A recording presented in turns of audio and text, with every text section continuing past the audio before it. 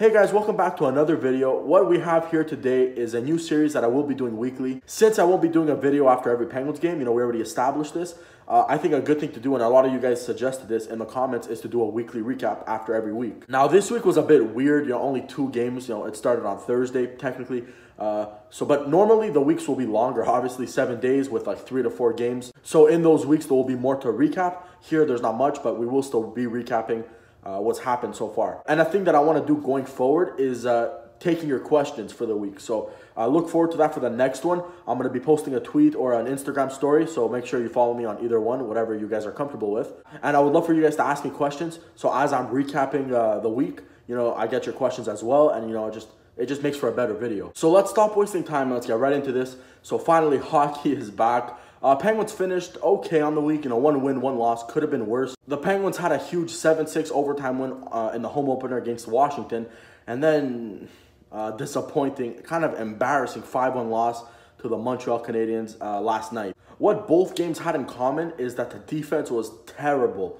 Only difference is, in one of those games, the offense bailed them out, and the other, the offense didn't do anything. The first thing I want to talk about here from both of these games is Matt Murray. Didn't have the hottest, first week in the NHL, but I want to talk about it here a little bit. So if you guys did see my last video, I was kind of defending Murray somewhat in that game. He allowed 6 goals. I'll say out of those 6 goals against Washington, maybe 2 of them were his fault. The Brooks Orpik slap shot from blue line, the second goal in that Washington game, that was all Murray's fault. And I guess that goal was the only one that was all his fault in that game. There was other goals where he could have stopped, but again, it was just terrible defense. But in the game against Montreal, you guys still haven't heard my opinion on that because, like I said, I won't be doing every game. So let me talk about Matt Murray in that game. You look at the first goal, that was all on the defense. Same with the second goal, not Murray's fault. The third goal, Murray was scrambling a little bit all over the place. But again, this defense frustrates me. And then the fourth goal was I think shorthanded. Again, how do you allow a shorthanded goal? Against Montreal, let's be honest, that's not the strongest team in the NHL. The only goal I will blame Murray on is that 5th goal. Again, defense was terrible on that play. But okay, defense will be bad.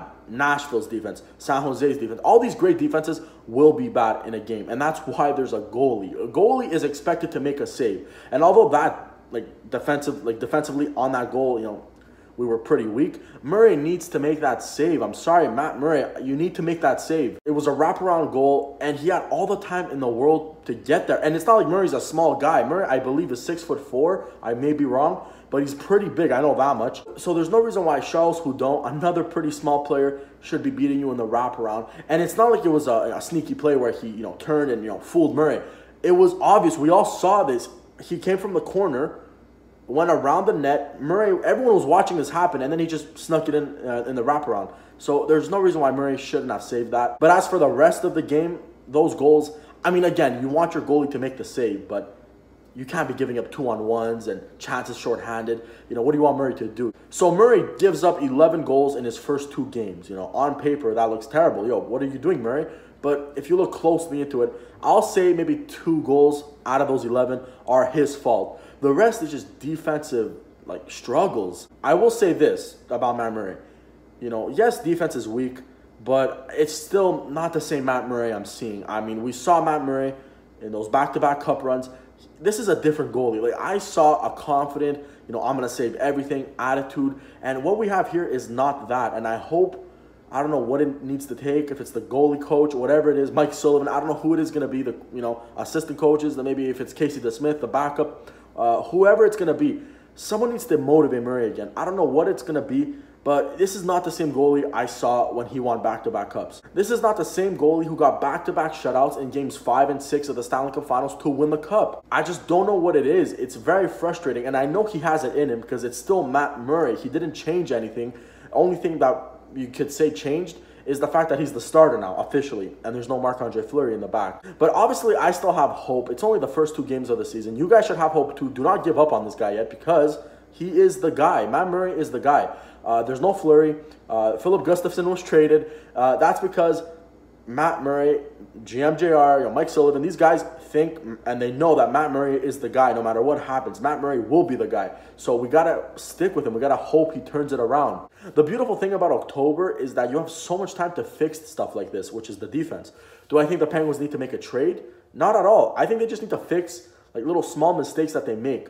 You know, on paper, their defense isn't that bad. You know, maybe you change up the pairings. Maybe you put in a guy like Yusuf Ricola, Chad Ruedel. You know, there's options there.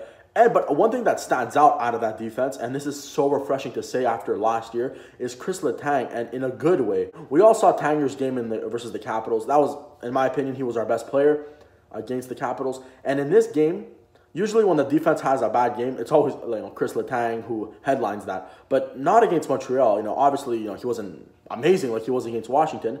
But he wasn't the reason why this defense was bad, and that's so refreshing to see. Chris Letang has 4 points in his first 2 games. He's not playing terrible defensively.